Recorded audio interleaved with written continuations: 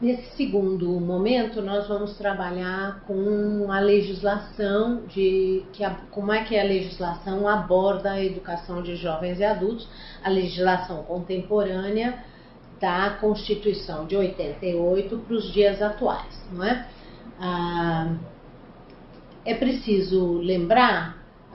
que o Brasil é um país inserido num cenário global e principalmente nesse século XXI,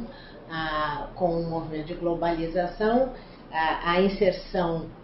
dos países no cenário internacional é relevante em termos da definição das políticas, não é? A educação de jovens e adultos é prevista pela Constituição, pela Declaração Universal dos Direitos Humanos de 1948, no pós-guerras, que afirma o direito universal de todas as pessoas a um mínimo de educação gratuita provista pelo Estado e orientada para o convívio tolerante e pacífico entre as pessoas. Também essa determinação da Declaração Universal dos Direitos Humanos, ela vai ser aprofundada em 1966 pelo artigo 13 do Pacto Internacional dos Direitos Econômicos, Sociais e Culturais, pelo qual os Estados assumem um compromisso de intensificar a educação para todos que não receberam a educação primária. Então já há uma menção específica à educação dos jovens e adultos. Um outro instrumento internacional importante é a Convenção 140 da Organização Internacional do Trabalho dos anos 70, que trata do direito de todos os trabalhadores terem uma licença para se aperfeiçoarem sem prejuízo dos seus salários, etc. O Brasil é signatário tanto da Declaração Universal dos Direitos Humanos quanto do Pacto e da Convenção mencionados, que, entretanto, o governo brasileiro só subscreveu após o encerramento da ditadura militar, por volta dos anos 90. O Brasil também participou, a Unesco, a Organização das Nações Unidas para a Educação, Ciência e Cultura, e outros órgãos do Sistema das Nações Unidas, vem desde o ano de 1990, por ocasião da Conferência de Educação para Todos, realizada em Jomtien, na Tailândia. E esses compromissos que foram então assumidos, foram renovados em 2000, na cúpula de Dakar, no Senegal, e eles agora estão sendo avaliados nesse ano agora de 2015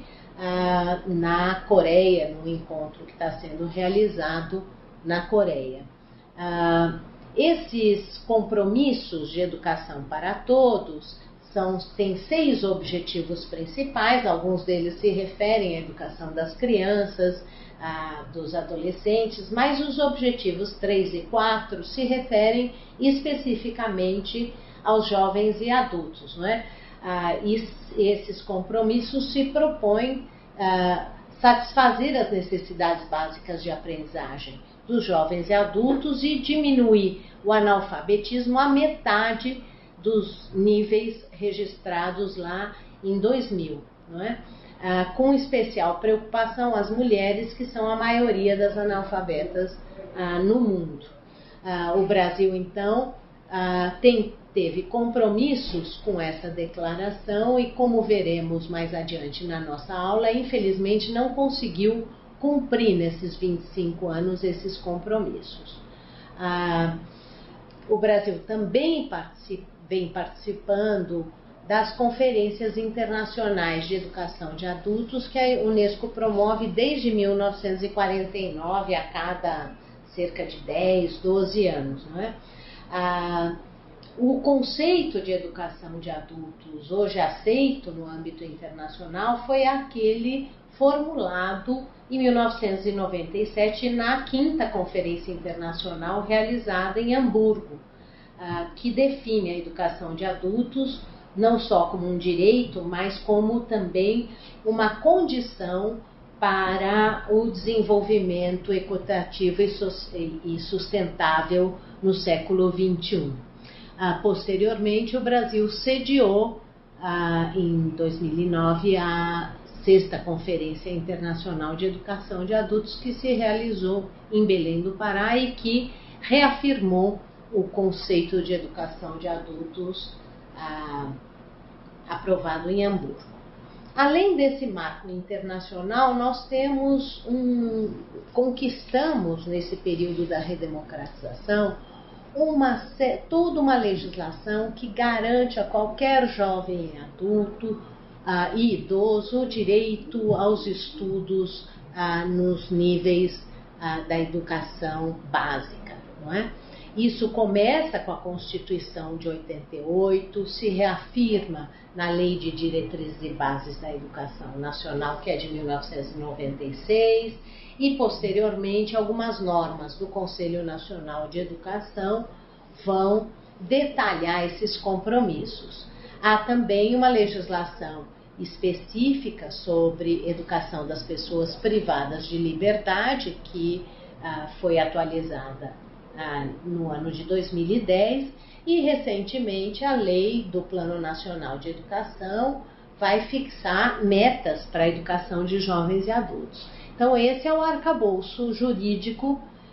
que implica o direito dos cidadãos à educação de jovens e adultos e as responsabilidades do poder público em provê-la. A Constituição, então, modificada pela Emenda Constitucional 59 de 2009,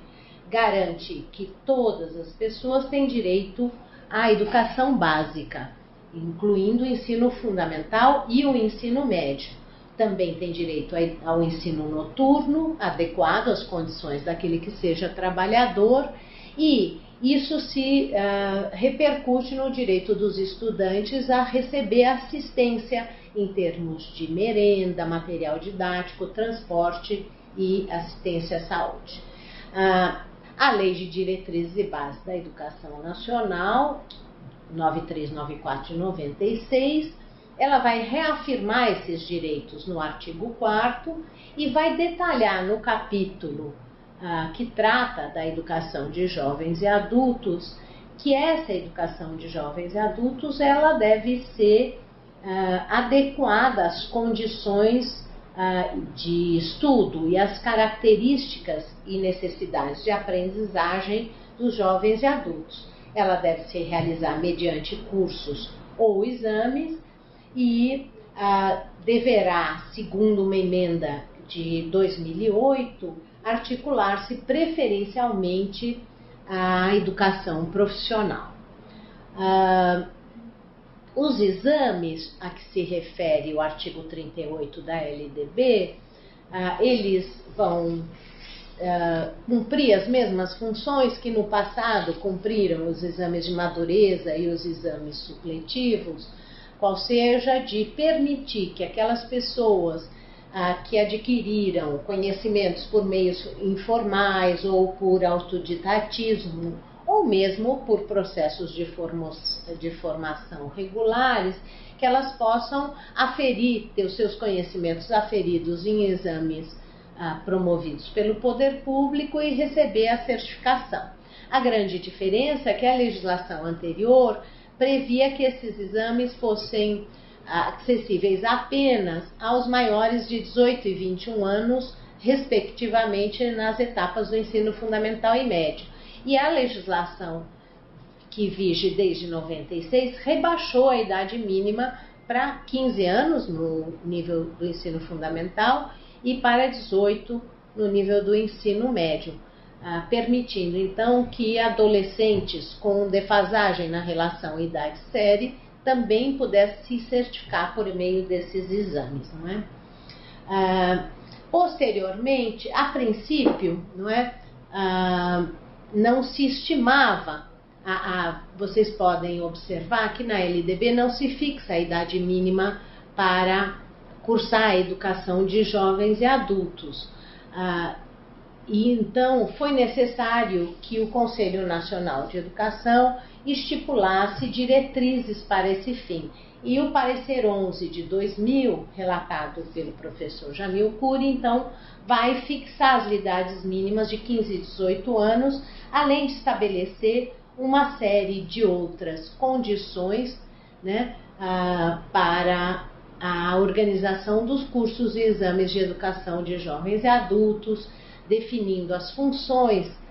que a educação de jovens e adultos cumpre, né? A função reparadora dos direitos violados na infância e adolescência, a função equalizadora da escolarização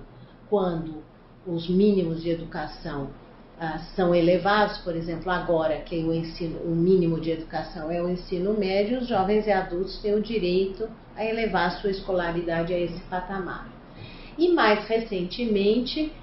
em 2010, o Conselho Nacional de Educação, ao par do Conselho Penitenciário,